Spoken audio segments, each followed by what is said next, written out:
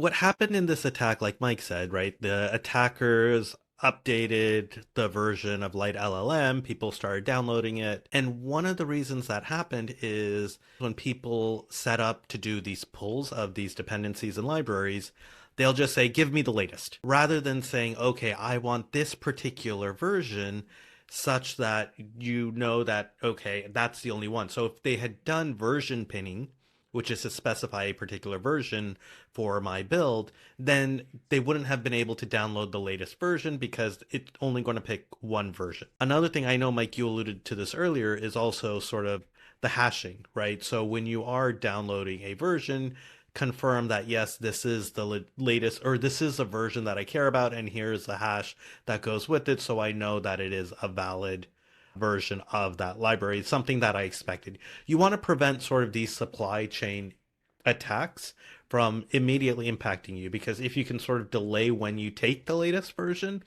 it gives other people time to react and sort of uncover these issues before you get hit. It's kind of like when you download the latest software updates on your phone or your car, right? Some people are like, "Oh, I want to be day one, like right as soon as it's available," versus others are like, "Hey, let's wait till it's baked out and I'll take like the dot 2 or the dot 3 of that initial major version." I am not a developer, right? But I'm going to be thinking about that every time I, am downloading a tool and it says the first thing you need to do is update all your libraries. But I'm dependent on the people that wrote that tool to do the things you're talking about, because this is something that the person writing the tool has to do, right? They have to, you said specifically call out particular versions. And also, so again, because I'm not a developer, is that hash, is that going to be provided by that tool, or is this something you're going to create when you download the trusted version that you're familiar with? The vendor, the developer, Okay.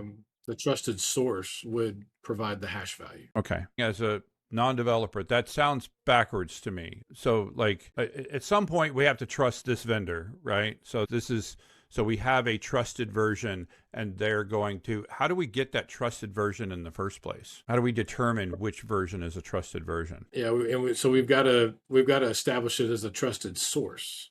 And so whether it's directly from the vendor and they go through any number of certifications as a trusted source, their processes, their controls, so that could be an ISO certification or a SOC 2 Type 2 audit certification, or something like that helps us as consumers feel confident that they're doing business in a secure and good way.